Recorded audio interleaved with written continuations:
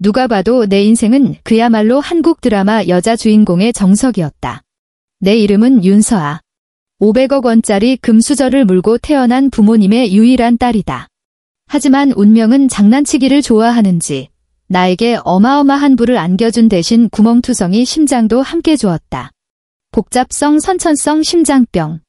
이 어렵기만 한 의학 용어는 내가 기억하는 순간부터 떨어지지 않는 그림자처럼 날 따라다녔다. 나의 일상은 온갖 색깔의 알약들과 씨름하며 심장이 뛸 때마다 그 부담을 조심스럽게 계산하는 것이었다. 나는 뛸 수도, 크게 웃을 수도, 심지어 감정의 기복이 조금이라도 커져서도 안 됐다. 나의 세상은 마치 유리돔에 갇힌 정원처럼 아름답지만 연약했다. 박지훈을 만나기 전까지는 그는 서울 의료계에서 가장 눈부신 샛별이자 최연소 심장외과 과장이었다.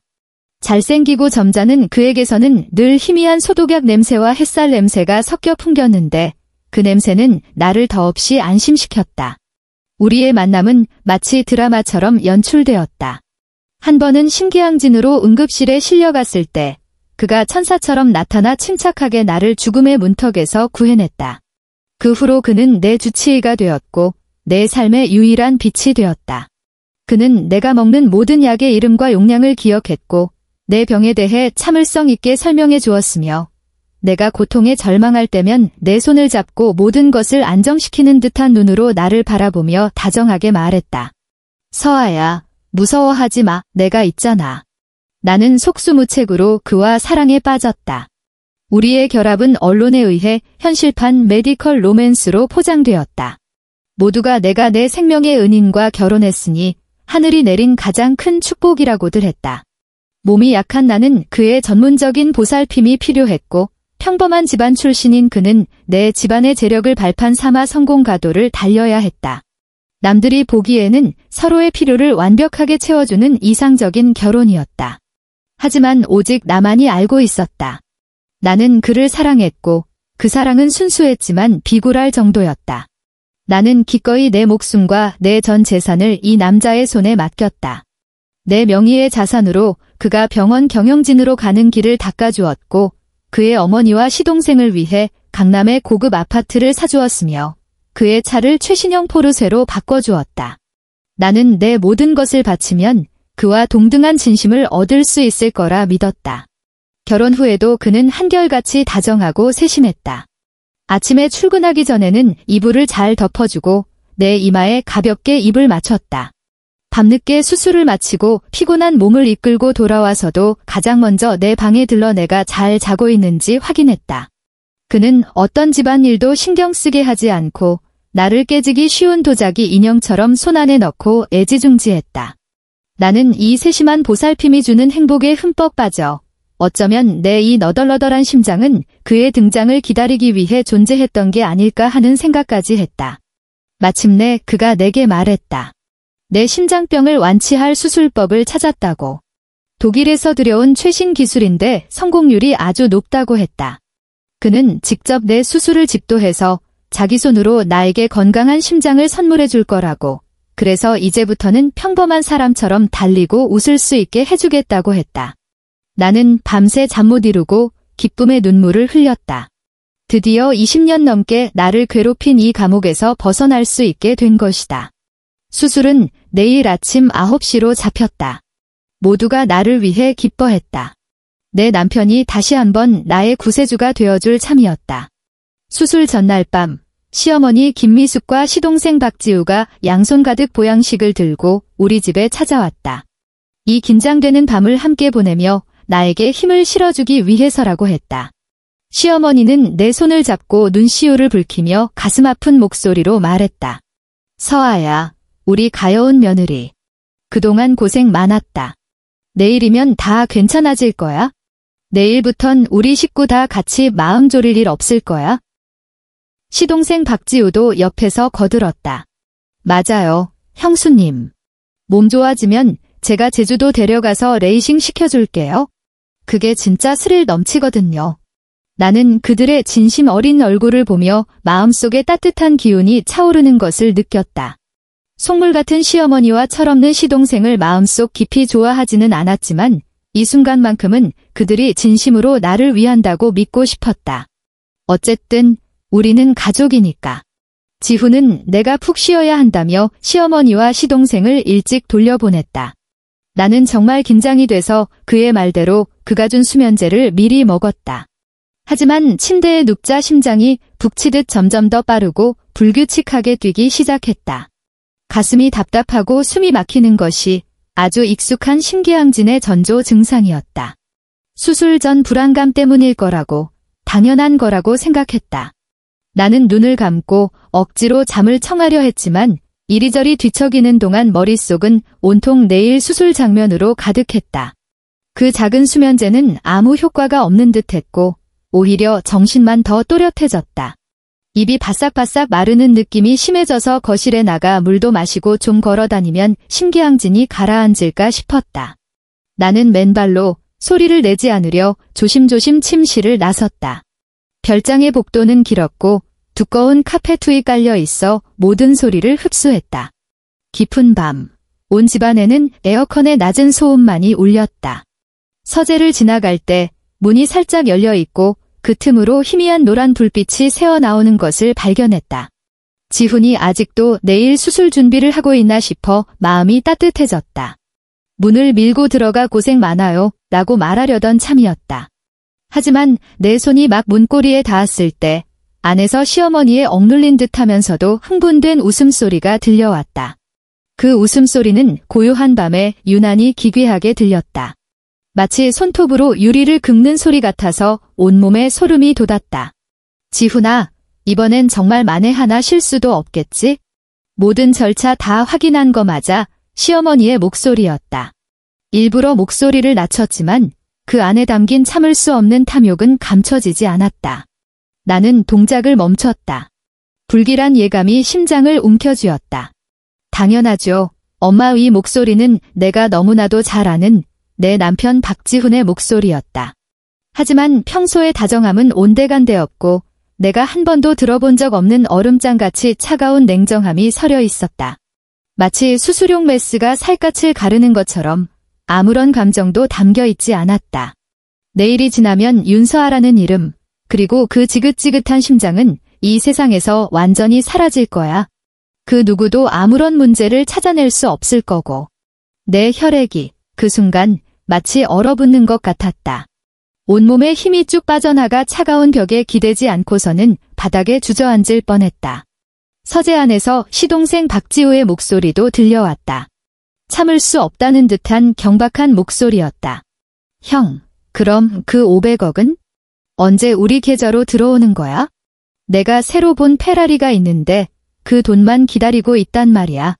조급해하기는 박지훈의 목소리에 짜증이 섞였다.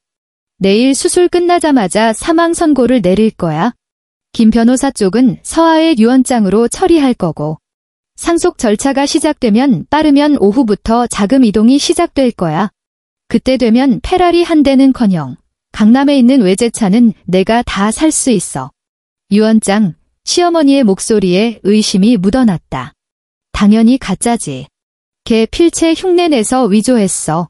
모든 재산을 나한테 증여한다고. 걔는 맨날 골골대서 정신도 오락가락하잖아. 설령 김 변호사가 의심해도 증거가 없으면 어쩌지도 못해. 지훈의 말투는 모든 것을 손에 넣었다는 오만함으로 가득했다. 마취과 의사도 이미 구워 삶아놨어. 수술 중에 걔 혈압이랑 심박수가 자연스럽게 계속 떨어지다가 멎을 거야. 복잡성 심장병 환자한테는 너무나도 정상적인 수술 중 사고지 아내를 너무 사랑해서 마지막 순간까지 필사적으로 살리려 했던 이 비련의 남편을 의심할 사람은 아무도 없을 거라고. 아이고, 역시 우리 지훈이가 머리가 좋아. 시어머니의 웃음소리가 다시 터져나왔다. 이번에는 더 이상 억누르지 않은 소원이 이루어진 듯한 환희에 찬 웃음이었다. 드디어 그 병든애 앞에서 연기 안 해도 되겠네. 걔 창백한 얼굴만 봐도 재수 없었어. 돈 받으면 우리 식구 다 같이 유럽 여행이나 실컷 하자. 이제 누구 눈치도 볼 필요 없다고. 그런 거였구나. 그 완벽해 보였던 결혼은 거대한 사기극이었다. 그 다정하고 세심했던 남편은 내 재산을 노리는 굶주린 늑대였다. 내 모든 희망을 걸었던 그 구원의 수술은 나를 위해 치밀하게 계획된 살인이었다. 내 생명의 은인, 내가 가장 사랑했던 남편이 수술대 위에서 직접 내 목숨을 끊고 내 부모님이 남겨주신 500억 원을 상속받으려 하고 있었다. 심장의 통증은 느껴지지 않았다. 온몸이 마비되었기 때문이다. 극한의 한기가 발끝에서부터 정수리까지 치솟아 이가 딱딱 부딪혔다. 비명을 지르거나 무너지거나 모든 것을 내던지고 뛰어들어가 그들과 함께 죽을 거라고 생각했다. 하지만 이상하게도 그러지 않았다. 극한의 공포와 배신감 끝에 전례 없는 냉정함이 빙하처럼 내 뇌를 뒤덮었다. 나는 벽을 짚고 유령처럼 한 걸음 한 걸음 소리 없이 내 침실로 돌아갔다. 철컥. 나는 방문을 걸어 잠갔다. 바깥의 그 가족들의 추악한 웃음소리와 더러운 계획을 차단했다. 나는 침대 옆 서랍으로 가 내 응급약 상자를 꺼냈다. 손이 너무 떨려 약병을 몇 번이나 놓쳤다.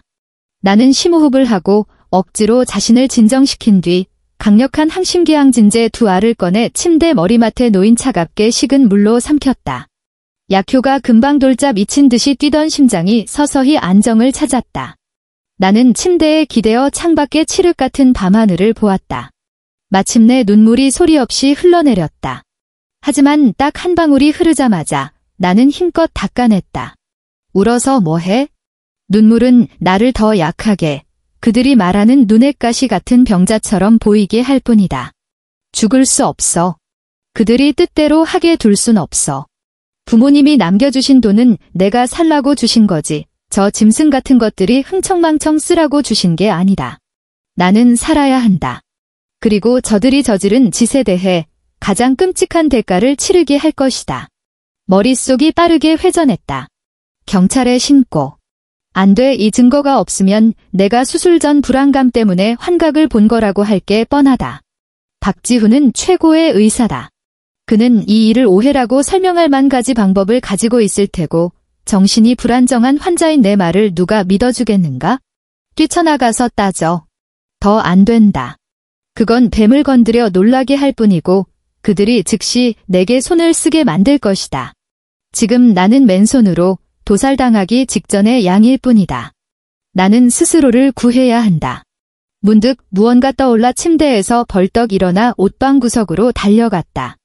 먼지 쌓인 낡은 보석한 밑바닥에서 오랫동안 쓰지 않은 구형 휴대폰 하나를 꺼냈다. 이것은 아버지가 돌아가시기 전 내 손에 소중히 쥐어주신 것이었다. 아버지는 이렇게 말씀하셨다. 서아야, 아빠가 영원히 널 지켜줄 순 없어. 세상은 험하고 인심은 사나운데 넌 너무 순수하잖니. 이 휴대폰에는 번호가 딱 하나 저장되어 있단다. 김 변호사님 번호야? 만약 언젠가 내가 해결할 수 없는, 심지어 목숨을 위협받는 위험에 처하면 김 변호사님께 메시지를 보내렴. 딱 5글자야. 레드 얼럿 가동. 그분이 이걸 보시면 모든 힘을 동원해서 널 도와주실 거다. 기억해라. 정말 어쩔 수 없는 상황이 아니면 절대 사용하지 마라. 나는 아버지가 너무 과하게 걱정하신다고 생각했었다. 세상에서 가장 좋은 남자와 결혼했는데 내가 무슨 위험에 처하겠는가? 이제 와보니 아버지의 선견지명이 내 마지막 구명줄이었다. 내 손가락이 차가운 화면 위에서 떨며 그 몇 글자를 쳤다. 한 글자 한 글자가 천근만근처럼 무거웠다. 김 변호사님, 레드 얼럿을 가동해주세요. 날이 밝기 전까지 찾을 수 있는 최고의 심장외과 의사를 데리고 세종병원 최상층 VIP 병실로 와주세요. 명심하세요. 어떤 방법으로도 박지훈에게 연락하거나 단 한마디도 언급해서는 안 됩니다. 전송. 이 모든 것을 마치자 온몸의 기운이 다 빠져나가는 것 같았다. 하지만 아직 부족하다는 걸 알았다. 이 연극을 끝내기 위한 마지막 한 걸음이 더 필요했다. 나는 평소에 쓰던 휴대폰을 들어 평생을 누를 줄 알았던 그 번호를 찾아 통화 버튼을 눌렀다. 전화는 거의 바로 연결되었다. 서아야. 왜 아직 안 자? 어디 불편해? 전화기 너머 박지훈의 목소리는 언제나처럼 다정했고 걱정으로 가득했다. 마치 방금 서재에서 그 악독한 말을 내뱉은 사람은 다른 사람인 것처럼. 그 목소리를 듣자 속이 뒤집히는 것 같았다. 나는 내 허벅지를 꼬집으며 공포에 질려 떨리는 목소리를 쥐어짜냈다. 울먹이며 끊어질 듯 말했다. 여보, 나 너무 무서워. 잠이 안 와. 심장이 너무 빨리 뛰고 숨이 막힐 것 같아. 내 연기력은 분명 뛰어났을 것이다. 전화기 너머로 그의 억누를 수 없는 희미한 희열이 느껴졌기 때문이다. 물론 그는 그것을 아주 잘 감추고 있었다. 걱정 마, 자기야. 걱정 마. 그는 가식적으로 나를 위로했지만 그 어느 때보다도 다정한 목소리였다. 그냥 수술 전 긴장해서 그래? 다들 그래? 착하게 누워있어? 내가 금방 들어가서 같이 있어 줄게. 알았지? 응. 나는 힘없는 콧소리를 냈다. 전화를 끊고 나는 재빨리 얼굴에 눈물 자국을 닦고 표정을 가다듬었다. 다시 침대에 누워 가장 연약하고 무력한 자세를 취했다. 곧 침실 문고리가 조용히 돌아갔다. 그는 문이 잠겨 있는 것을 발견했다. 서아야, 왜 문을 잠갔어? 얼른 문 열어줘. 그의 목소리에 쉽사리 감춰지지 않는 조급함이 묻어났다. 나는 느릿느릿 침대에서 내려가 문을 열어주었다. 문이 열리는 순간 그는 즉시 뛰어들어와 나를 꼭 껴안았다. 그의 품은 한때 나의 안식처였지만 지금은 독사에게 휘감긴 듯한 느낌이었다. 바보같이 왜 이렇게 겁을 먹었어? 그는 내 등을 쓰다듬으며 가장 달콤한 말을 속삭였지만 그의 눈빛은 내 안색을 태연하게 살피고 있었다. 나는 순순히 내 몸의 모든 무게를 그에게 기댔다. 마지막 구명줄을 잡는 것처럼 그의 팔을 꽉 잡았다. 여보, 나 몸이 너무 안 좋아. 정말 그 어느 때보다도 힘들어. 무서워. 내일 아침까지 못 버틸까 봐 무서워. 나는 고개를 들어 공포와 눈물로 가득 찬 눈으로 그를 바라보았다. 우리 지금 병원 가자. 응. 제발, 나 지금 병원 가고 싶어. 병원에 있어야 안심이 될 것 같아. 그는 종이처럼 창백한 내 얼굴과 심하게 떨리는 내 몸을 내려다보았다. 그의 눈에 마침내 내가 포착한 조금도 감추지 않은 득의 와 계산이 스쳐 지나갔다. 그는 분명 내 병세가 재정대로 박화되고 심지어 앞당겨졌다고 생각했을 것이다. 그에게는 더 좋은 결과일지도 모른다. 수술 사고조차 필요 없이 그냥 신부전으로 죽는 것이니 더욱더 완벽 범죄가 될 테니까. 그래. 다 자기 뜻대로 하자. 그는 숨길 수 없는 기쁨이 섞인 목소리로 즉시 대답했다. 무서워하지 마. 남편이 지금 바로 병원으로 데려다 줄게. 아무 걱정하지 마. 다 내가 알아서 할게. 그는 나를 가로로 안아 들고 침실을 성큼성큼 걸어 나갔다. 거실을 지날 때 시어머니와 시동생도 객실에서 뛰쳐나왔다. 얼굴에는 적절한 걱정과 당황스러움이 걸려 있었다. 세상에. 서아가 왜 저래? 형수님 괜찮은 거야? 박지훈은 나를 안고 밖으로 나가면서 돌아보지도 않고 비통한 목소리로 말했다. 서아 상태가 안 좋아. 지금 바로 병원으로 데려가야 해. 엄마, 지우, 너희도 얼른 챙겨서 따라와. 나는 그의 가슴에 얼굴을 묻었다. 아무도 보지 못하는 어둠 속에서 내 입꼬리는 차가운 호선을 그렸다. 박지훈, 그리고 내 탐욕스러운 가족들.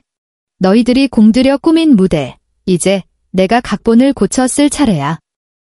세종병원에 도착하니 모든 것이 박지훈이 계획한 대로 순조롭게 진행되었다. 그는 이미 내 이름으로 최상층의 가장 좋은 VIP 병실을 예약해 두었다. 이곳은 조용하고 시설도 최고급이었지만 더 중요한 것은 외부인의 출입이 통제되어 그가 나를 감시하기에 안성맞춤이라는 점이었다. 그는 능숙하게 내게 심전도 모니터를 연결하고 화면의 불안정한 곡선을 보며 미간을 찌푸렸다. 전문 의사다운 심각한 표정을 지으면서 그는 내 손을 잡고 부드럽게 위로했다.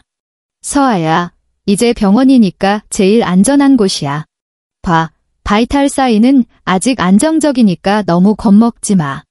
시어머니 김미숙과 시동생 박지우도 금방 도착해서 한 명은 이불을 덮어주고 다른 한 명은 따뜻한 물을 따라주며 안부를 묻는 등 그 어느 때보다 실감나게 연기했다. 서아야, 목마르니 엄마가 사과 깎아줄까? 형수님, 걱정 마세요. 저랑 엄마가 밖에서 지킬 테니까 무슨 일 있으면 바로 불러요. 그들의 얼굴에 어린 걱정은 너무나도 진짜 같아서 만약 내가 그 대화를 직접 듣지 않았다면 또다시 그들에게 속아 넘어갈 뻔했다. 그들은 나를 걱정하는 게 아니었다. 만기가 임박한 거액의 복권을 지키고 있는 것이었다. 당첨금을 받기 전에 어떤 차질이라도 생길까 봐 전전긍긍하면서 박지훈은 간호사실에서 하얀 알약 하나와 물 한 잔을 가져와 내 앞에 내밀었다. 자기야, 안정재야. 지금 너무 긴장해서 푹 자야 해. 정신 바짝 차려야 내일 수술을 견딜 수 있지? 착하게 이거 먹자. 나는 그가 내민 약을 보았다. 그의 눈빛은 꿀이 떨어질 듯 다정했지만 나는 그 다정함 뒤에 나를 지옥으로 이끄는 심연이 있다는 것을 알았다. 이 약에 문제가 있는지 확신할 수는 없었지만 이런 상황에서 의식을 잃어서는 절대 안 된다는 것은 분명했다. 나는 힘없이 쇠약한 척 고개를 저으며 쉰 목소리로 말했다. 약 먹기 싫어. 무서워. 지훈아, 가지마. 그냥 여기서 나랑 같이 있어줘. 응? 내가 옆에 있으면 안 무서울 것 같아.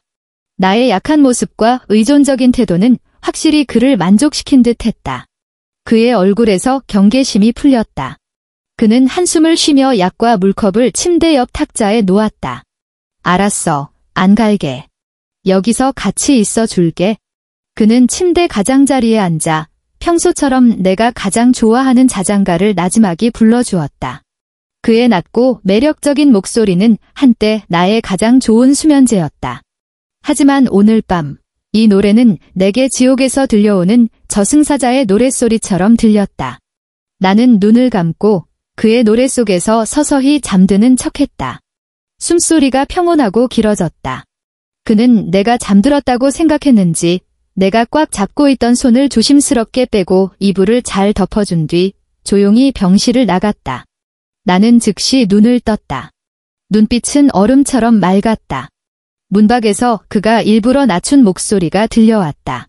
엄마, 두 분도 휴게실 가서 좀 주무세요. 제가 여기서 지킬게요. 잠들었고 일단 상태는 안정적이에요. 어휴, 내가 잠이 오겠니? 시어머니는 한숨을 쉬었지만 목소리에는 흥분이 섞여 있었다. 지훈아, 정말 문제 없겠어? 제 상태가 저런데 걱정 마세요, 엄마. 모든 게 계획대로예요. 박지훈의 목소리는 자신감으로 가득했다. 설령 오늘 밤을 못 넘긴다고 해도 급성 심부전으로 기록될 뿐이에요. 우린 그냥 날이 밝기만 기다리면 돼요. 그들의 발소리가 점점 멀어졌다. 세상이 온통 고요해졌다. 나는 모니터에서 뛰고 있는 숫자들을 보며 시간을 보냈다. 1분 1초가 한 세기처럼 길게 느껴졌다. 새벽 1시, 2시, 3시, 창밖의 하늘색이 짙은 먹물빛에서 서서히 동이 터 오기 시작했다. 새벽이 오고 있었다.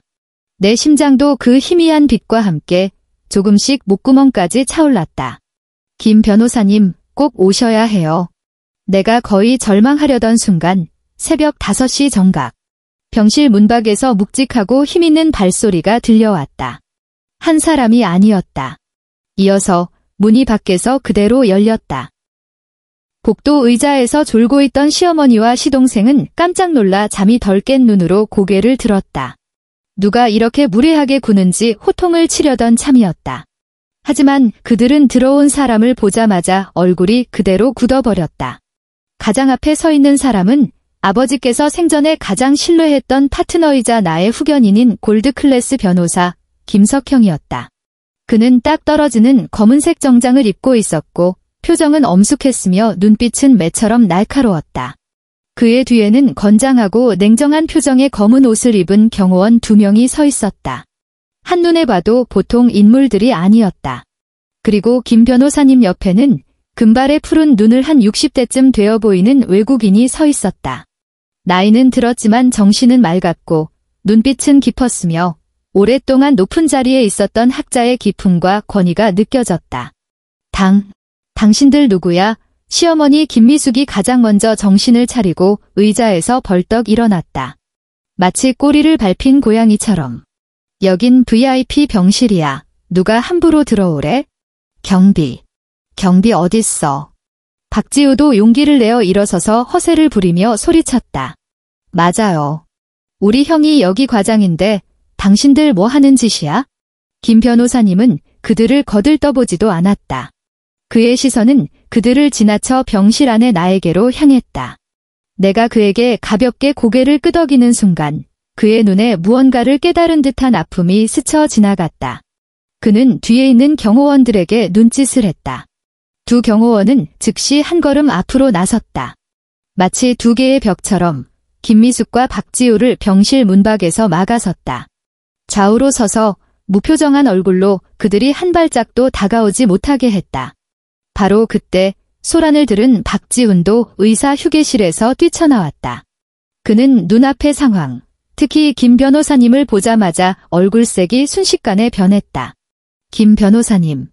어떻게 여기에? 그는 억지로 침착한 척했지만 눈빛의 흔들림은 이미 그를 배신하고 있었다. 이렇게 이른 시간에 무슨 급한 일이라도 있으신가요? 서한은 방금 잠들었습니다. 그는 말하면서 서둘러 병실로 들어오려 했다. 내 상태를 확인하고 싶은 듯 했다. 하지만 나는 그에게 기회를 주지 않았다. 그가 병실 문 앞에 다다랐을 때 그의 눈이 휘둥그레진 가족들 앞에서 나, 윤서아, 그들의 눈에는 이미 한 발짝 저승에 발을 들여놓은 병자가 침대에서 조용히 몸을 일으켰다. 나는 손등에 꽂혀있던 링거 바늘을 뽑고 몸에 연결된 각종 모니터 선들을 풀어냈다. 기기에서 날카로운 경고음이 울려 퍼졌다. 마치 이 거대한 연극의 서곡을 연주하는 것처럼 나는 이불을 걷어차고 맨발로 한 걸음 한 걸음 박지훈의 앞으로 걸어갔다. 그의 얼굴에는 당혹감과 믿을 수 없다는 표정이 가득했고 충격으로 동공이 급격히 수축했다. 그는 마치 무덤에서 기어나온 망령을 보는 듯한 눈으로 나를 쳐다봤다. 윤서아, 너. 그는 너라는 말만 반복할 뿐 제대로 된 문장을 잊지 못했다. 나는 한때 깊이 사랑했던, 그러나 지금은 경악으로 가득 찬 이 얼굴을 바라보았다. 마음속에는 어떤 파동도 없이 끝없는 냉기만이 남았다. 나는 천천히 입을 열었다. 목소리는 크지 않았지만 그 자리에 있는 모든 사람의 귀에 똑똑히 들렸다. 박지훈 의사 선생님, 나는 의사라는 단어에 힘을 주어 말했다. 저 윤서아는 지금 당신에게 정식으로 통보합니다. 첫째, 오늘 아침 9시로 예정되었던 모든 수술 일정을 취소하기로 결정했습니다. 말을 마치고 나는 잠시 멈춰 그의 얼굴이 순식간에 새하얗게 질리는 것을 감상했다.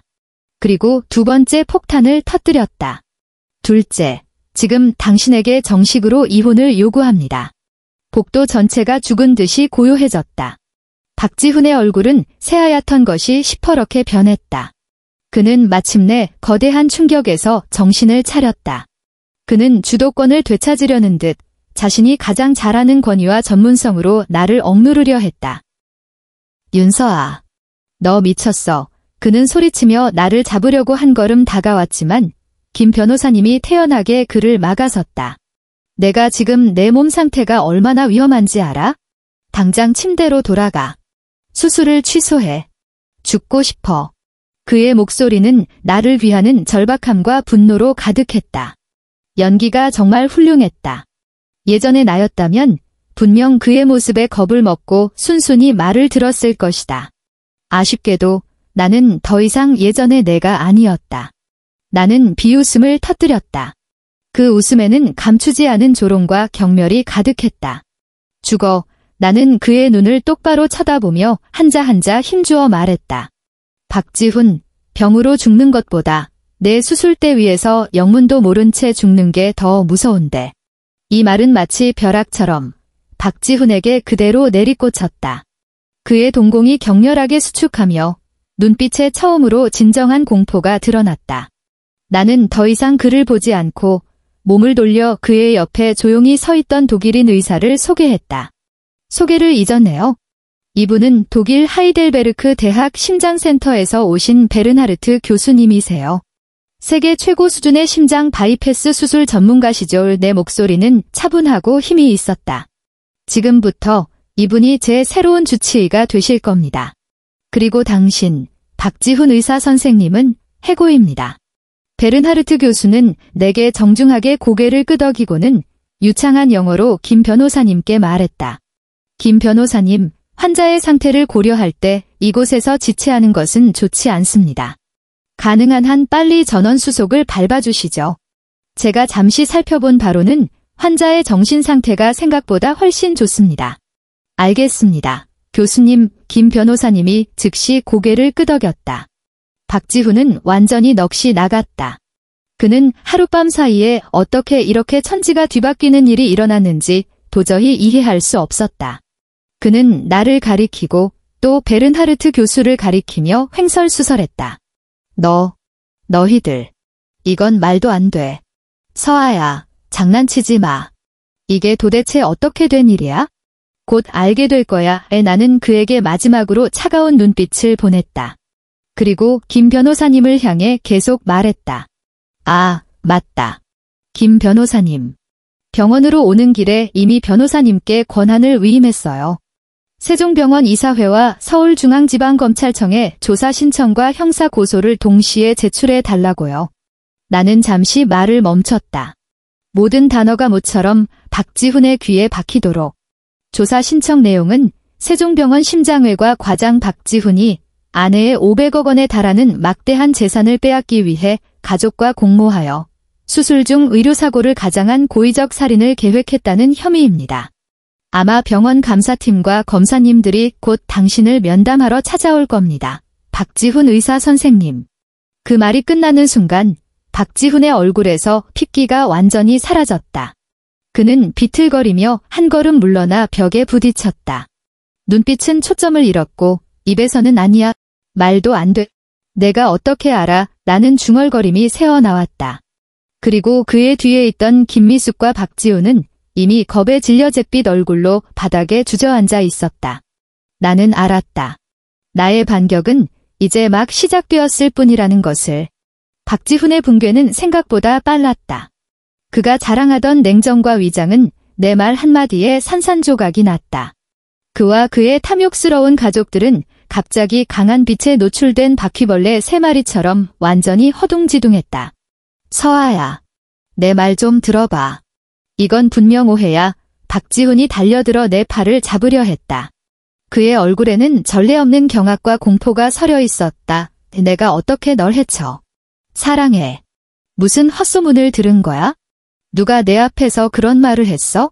그의 연기력은 여전히 녹슬지 않았지만 이 순간 필사적으로 변명하는 그의 얼굴은 내게 우스꽝스럽고 역겨울 뿐이었다. 나는 더 이상 그와 말 섞기도 귀찮아서 그저 차갑게 그를 바라본 뒤 옆에 있는 김 변호사님께 말했다. 김 변호사님, 저 사람들 더는 보고 싶지 않아요. 가시죠. 알겠습니다. 아가씨. 김 변호사님은 고개를 끄덕이고는 두 경호원에게 명령했다. 깨끗하게 처리해. 경호원들은 즉시 알아듣고 양쪽에서 달려들려는 박지훈을 병아리처럼 붙잡아 꼼짝 못하게 만들었다. 나는 한 번도 뒤돌아보지 않고 김 변호사님과 베른하르트 교수님과 함께 엘리베이터로 향했다. 하지만 돌아서는 마지막 순간 가장 잔인한 한 방을 날렸다. 아, 맞다.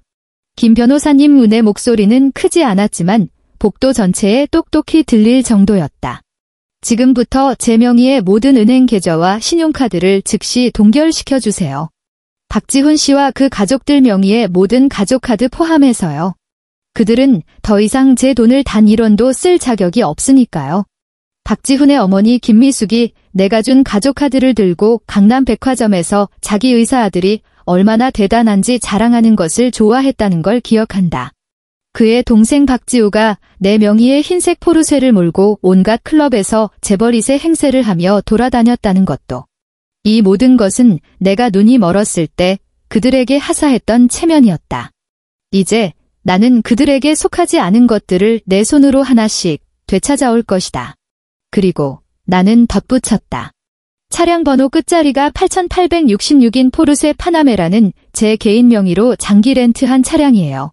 지금 즉시 렌터카 회사에 연락해서 계약을 해지하고 차량을 회수해주세요. 제가 알기로 오늘 렌트비도 아직 안 냈을 텐데요.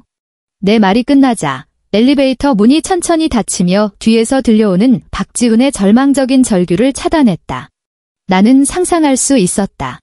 시동생 박지우가 내 말에 아직 멍하니 있을 때 그의 휴대폰이 울릴 것이라는 것을. 전화기 저편에서는 렌터카 직원의 정중하지만 차가운 목소리가 들릴 것이다. 그가 자랑하던 고급차가 이제 견인될 것이라고. 그리고 그를 기다리는 것은 중도 해지로 인한 막대한 위약금일 것이다. 이것은 시작에 불과했다. 김 변호사님의 조치로 나는 어떤 퇴원 수속도 밟지 않고 병원 VIP 통로를 통해 대기하고 있던 차에 올라탔다. 그리고 곧바로 서울 근교의 다른 최고급 개인 병원으로 옮겼다. 이곳은 보안이 철저하고 환경이 조용했으며 무엇보다 이곳의 소유주가 베른하르트 교수님의 오랜 지인이었다. 여기서 나는 박지훈과 그의 가족의 어떤 방해도 완전히 차단할 수 있었다. 새로운 의료팀은 신속하게 나를 위한 종합건강검진을 진행했다. 베른하르트 교수님은 내 모든 진료 기록과 최신 검사 보고서를 꼼꼼히 검토한 후 나를 안심시키는 결론을 내렸다. 내 심장 상태는 복잡하지만 박지훈이 설명한 것처럼 위급하지는 않다는 것이었다. 그가 세웠던 급진적인 수술 계획은 교수님이 보기에는 위험이 너무 크고 거의 목숨을 건 도박에 가까웠다. 윤서아 씨, 베른하르트 교수님은 약간의 독일 억양이 섞인 영어로 내게 말했다. 제가 더 안전하고 단계적인 치료 계획을 세워드릴 수 있습니다. 먼저 최소 침습 시술을 통해 현재 가장 위험한 병변들을 안정시킨 후 약물과 재활 치료로 천천히 심근 기능을 개선하는 거죠. 시간은 좀 더 걸리겠지만 몸의 부담이 가장 적고 성공률도 훨씬 높습니다. 평범한 사람과 같은 삶을 살 수 있는 희망이 충분합니다. 교수님의 전문적이고 엄격한 분석을 들으며 나는 처음으로 수술이라는 것에 대해 사형장으로 끌려가는 공포가 아닌 진정한 희망을 느꼈다. 내가 안심하고 치료를 받는 동안 김 변호사님은 박지훈에 대한 전면적인 청산을 신속하게 진행했다. 우선 직업적으로 치명적인 타격이었다. 김 변호사님이 제출한 증거가 첨부된 고소장은 세종병원 이사회 내부에 엄청난 파장을 일으켰다. 박지훈은 병원이 수년간 공들여 만든 스타 의사였고 그의 이미지는 병원의 명성과 주가에 직접적으로 관련되어 있었다. 이사회는 이를 가볍게 여기지 않고 즉시 내부 조사팀을 꾸려 박지훈의 모든 직무를 정지시키고 조사에 협조하라고 발표했다. 천재 의사, 재산 노리고 아내 살해 시도, 이처럼 끔찍한 제목은 병원이 온 힘을 다해 막았음에도 불구하고 각종 채널을 통해 바이러스처럼 의료계와 상류사회에 빠르게 퍼져나갔다. 박지훈의 휴대폰은 불이 났다. 병원 동료들의 질책, 기자들의 추격, 그리고 한때 그를 추앙했던 환자 가족들의 욕설이 쏟아졌다. 그의 세계는 하룻밤 사이에 구름 위에서 진흙탕으로 떨어졌다. 그는 미친 듯이 내게 전화를 걸고 메시지를 보냈다. 처음에는 분노에 찬 질책과 협박이었다. 내가 그의 모든 것을 망쳤으니 후회하게 해주겠다고. 내 휴대폰 번호가 해지된 것을 알고 나서는 각종 SNS를 통해 거의 애원하는 어조로 장문의 글을 보냈다. 그날 밤의 모든 것은 어처구니 없는 농담이었고 술에 취해 어머니와 동생에게 허풍을 떤 것이라고. 그는 나를 목숨보다 더 사랑한다며 다시 한번 기회를 달라고 애원했다. 그 위선적이고 우스꽝스러운 글들을 보며 나는 그저 무표정하게 손가락을 움직여 그의 모든 연락처를 차단하고 삭제했다. 다음은 경제적인 전면 압박이었다. 김 변호사님은 내 모든 자산을 동결했을 뿐만 아니라 전문 청산팀을 구성해 지난 몇 년간 내 계좌에서 박지훈과 그의 가족에게 흘러들어간 모든 자금을 조사하기 시작했다. 조사하지 않았으면 몰랐을 것이다. 조사 결과는 충격적이었다. 지난 3년간 박지훈 가족은 3마리의 탐욕스러운 기생충처럼 내게서 거의 30억 원을 빨아먹었다. 부동산과 고급차 외에도 김미숙은 각종 명품에 수억 원을 썼고 박지훈은 내 돈으로 온갖 허황된 사업에 투자해 큰 손실을 보고 밖에서는 도박빚까지 지고 있었다. 김 변호사님은 내 지시에 따라 그들에게 내용 증명을 보내 정해진 기간 내에 불법적으로 점유한 모든 재산을 반환하라고 요구했다. 이것으로 그들의 생계는 완전히 끊겼다. 내 경제적 지원을 잃자 그들은 소위 상류층에서 원래의 모습으로 순식간에 돌아갔다. 은행의 대출 상환 독촉 전화, 신용카드사의 연체료 청구서, 그리고 도박 빚을 받으러 오는 추심원들이 파도처럼 그들에게 밀려들었다. 내가 전원한 지 사흘째 되던 날, 베른하르트 교수님이 직접 내 첫 번째 최소 침습 수술을 집도했다. 수술은 매우 성공적이었다. 마취에서 깨어난 후 숨 쉬는 것조차 훨씬 편안해진 것을 느꼈다. 내가 안심하고 회복하는 동안 김 변호사님은 거의 매일 찾아와 최신 진행 상황을 보고했다. 그는 박지훈이 병원에서 직위 해제되고 막대한 재정 위기에 처하자 결국 궁지에 몰려 탈출구를 찾기 시작했다고 전했다.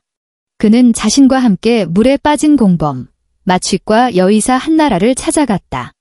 한나라는 박지훈의 대학 동기이자 오랫동안 비밀리에 관계를 유지해온 내연녀였다. 박지훈은 그녀에게 일이 성공하면 10억 원을 주고 함께 외국으로 떠나겠다고 약속했다. 사랑과 돈에 눈이 먼 이 여자는 그의 살인 계획에 동참하기로 했다. 이제 박지훈은 그녀를 찾아가 모든 죄를 혼자 뒤집어쓰라고 설득했다. 그녀가 나를 질투해서 멋대로 마취 계획을 변경해 나에게 교훈을 주려 했을 뿐 자신은 전혀 몰랐다고 진술하라는 것이었다. 그는 모든 인맥을 동원해 최고의 변호사를 선임해주고 최대한 감형을 받도록 돕겠다고 약속했다. 상황이 잠잠해지면 약속대로 그녀가 출소할 때까지 기다리겠다고. 얼마나 익숙한 수법인가, 얼마나 비열한 인간인가. 그가 내연녀를 대하는 방식은 아내인 나를 대했던 방식과 똑같았다. 가장 달콤한 거짓말로 가장 악독한 속내를 포장하는 것. 안타깝게도 한나라는 사랑에 눈이 멀었지만 완전히 바보는 아니었다. 박지훈의 급격한 몰락과 자기 가족에게조차 냉혹한 본성을 목격한 후 그녀는 마침내 정신을 차렸다. 그녀는 자신이 박지훈이 궁지에 몰렸을 때 아무렇게나 버리는 체스말에 불과하다는 것을 깨달았다. 소위 약속이라는 것은 그녀를 죽음으로 내모는 또 다른 거짓말일 뿐이었다. 박지훈이 아직 그녀를 협박하고 회유하고 있을 때 한나라는 가장 현명한 결정을 내렸다. 그녀는 김 변호사님에게 직접 연락했다. 그날 한나라 의사가 제 사무실로 찾아왔습니다. 김 변호사님은 당시 상황을 회상하며 말했고 그의 목소리에도 약간의 감회가 섞여 있었다. 그녀는 지난 반년 동안 박지훈과 나눈 모든 통화 녹음과 메시지 기록을 가져왔습니다.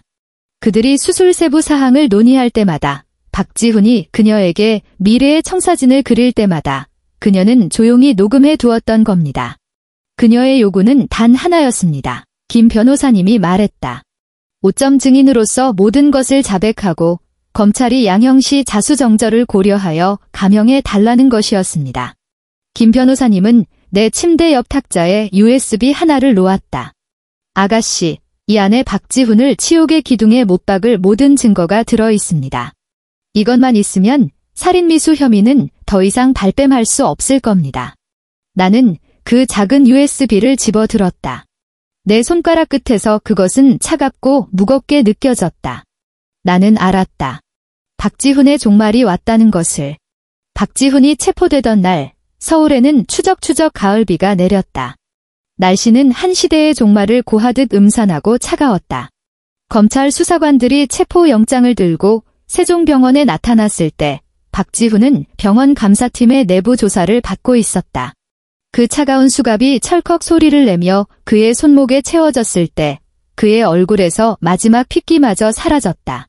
듣기로는 그는 저항하지도 소리치지도 않고 그저 영혼이 빠져나간 조각상처럼 수사관들에게 끌려갔다고 한다. 이 소식은 잔잔한 호수에 떨어진 폭탄처럼 순식간에 모든 언론을 뒤흔들었다. 주요 방송사와 포털 사이트는 모두 가장 눈에 띄는 헤드라인으로 이 사건을 보도했다. 의학 천재, 죄수로 전락, 스타 외과의사 박지훈, 아내 살해 미수 혐의로 정식 체포.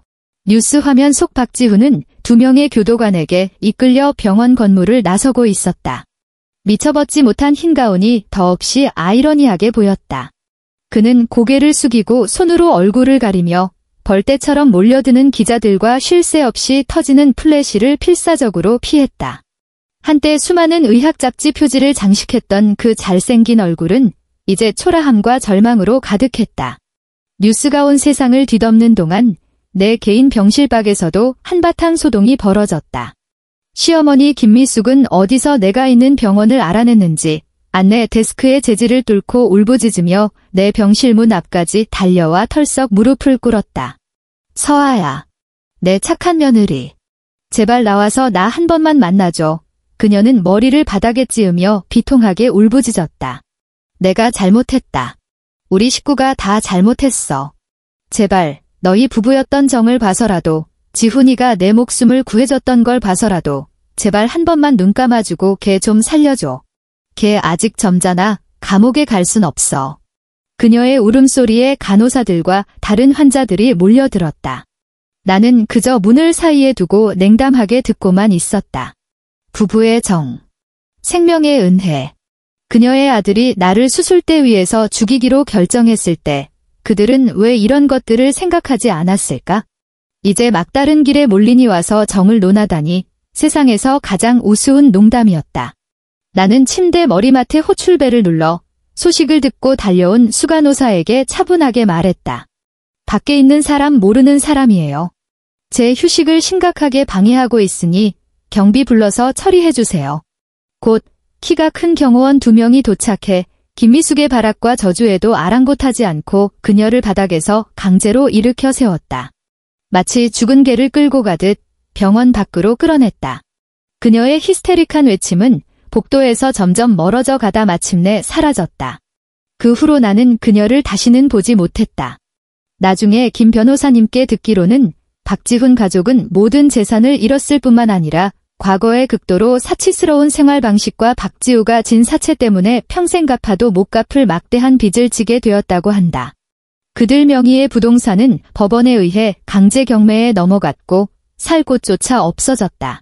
한 달 후 나는 퇴원했다. 그날은 햇살이 참 좋았다. 나는 아이보리색 샤넬 슈트를 입고 병원 문 앞에 섰다. 산들바람이 내 뺨을 스치자 나는 자유롭고 신선한 공기를 깊이 들이마셨다. 온몸에 전례 없는 힘이 가득 차는 것을 느꼈다. 수술은 성공적이었고 내 심장은 잘 회복되었다. 베른하르트 교수님은 정기적으로 검진받고 잘 관리하면 내 수명은 평범한 사람과 다르지 않을 것이라고 했다. 김 변호사님이 차를 몰고 나를 데리러 왔다. 그는 내게 서류 한 뭉치를 건네며 복잡한 표정을 지었다. 아가씨, 소식이 하나 있습니다. 박지훈의 추문 때문에 세종병원의 명성과 신용이 치명적인 타격을 입었습니다. 지난 한 달간 주가가 거의 40% 폭락했고 시가총액 수백억 원이 증발했습니다. 많은 중견 의사와 교수들이 이직을 고려하고 있고 병원 내부는 흉흉해서 파산 직전입니다. 나는 서류를 받아 몇 장 넘겨보았다. 세종병원의 상세한 재무 상태와 지분 구조 분석 자료였다. 나는 차창 밖으로 빠르게 지나가는 거리 풍경을 보며 오늘 날씨를 이야기하듯 담담하게 입을 열었다. 김 변호사님, 나는 말했다. 부모님이 남겨주신 500억 원은 원래 제 목숨을 살리기 위한 돈이었어요. 이제 제 목숨은 구했고요. 나는 서류를 닫아 그에게 돌려주며 의미심장한 미소를 지었다. 그 돈의 일부로 저 병원, 제가 사죠. 김 변호사님은 잠시 멈칫하더니 이내 눈에서 놀라운 빛을 뿜어냈다. 그는 힘주어 고개를 끄덕였다. 네, 아가씨. 알겠습니다. 한 달 후 세종병원은 임시 이사회를 소집했다. 회의실에는 이번 주가 폭락으로 막대한 손실을 본 구의사들이 침울한 얼굴로 앉아 있었다. 회의실 문이 열리고 나, 윤서아는 김 변호사님과 함께 천천히 안으로 들어갔다. 모든 사람의 시선이 내게 집중되었다. 충격과 의문, 그리고 탐색의 눈빛이었다. 김 변호사님이 헛기침을 하고 자리에 앉은 모든 이에게 선언했다. 여러분, 소개해드리겠습니다. 이분은 윤서아 아가씨입니다. 오늘부터 세종병원의 최대 개인 주주로서 병원 지분 52%를 보유하게 되셨습니다. 장례는 술렁이었다. 그리고 바로 그날 서울중앙지방법원은 박지훈 사건에 대한 1심 선고를 내렸다. 살인미수, 문서 위조, 사기 등 여러 혐의가 인정되고 그 죄질이 극히 불량하며 사회적 파장이 매우 커 박지훈은 징역 20년을 선고받았다. 가석방은 허용되지 않았다. 선고 당시 그는 죄수복을 입고 머리는 짧게 깎여 있었으며 완전히 수척해진 모습이었다. 눈빛은 텅 비어 있었고 예전의 자신만만함은 찾아볼 수 없었다. 김 변호사님이 후일담을 전해주었다. 박지훈의 어머니 김미숙은 판결 결과를 듣고 충격을 이기지 못해 그 자리에서 뇌출혈로 쓰러졌다. 목숨은 건졌지만 반신불수가 되어 말도 못하게 되었다고 한다. 그의 동생 박지훈은 사채업자들의 추격을 피해 이미 종적을 감췄고 행방불명 상태라고 했다. 한때 정상을 꿈꿨던 한 가족이 그렇게 가장 처참한 방식으로 완전히 무너져 내리며 끝없는 심연으로 추락했다. 그날 밤 나는 한때 그토록 익숙했던 그 사무실, 세종병원 원장실에 섰다. 이곳은 박지훈이 평생을 바쳐 오르려 했던 목표이자 그의 권력과 지위의 상징이었다. 지금 나는 이곳에 서서 거대한 통유리창 너머로 발 아래 반짝이는 서울의 야경을 내려다보고 있었다. 수많은 집의 불빛이 화려한 은하수처럼 펼쳐져 있었다. 그는 나와 결혼하고 3년간 치밀하게 연기하며 심지어 살인까지 저지르면서 얻으려 했던 그 500억 원이 결국 그와 그의 가족을 무너뜨린 마지막 지푸라기가 되었다. 그리고 나는 그가 그토록 꿈꿨던 돈으로 내 새로운 삶을 되찾았을 뿐만 아니라 그의 세상 전체를 사들였다. 주머니 속 휴대폰이 진동했다. 김 변호사님에게서 온 메시지였다. 아가씨, 모든 게 끝났습니다. 나는 창밖 야경을 보며 답장을 쳤다. 아니요, 김 변호사님. 모든 건 이제부터 시작이에요. 엔드.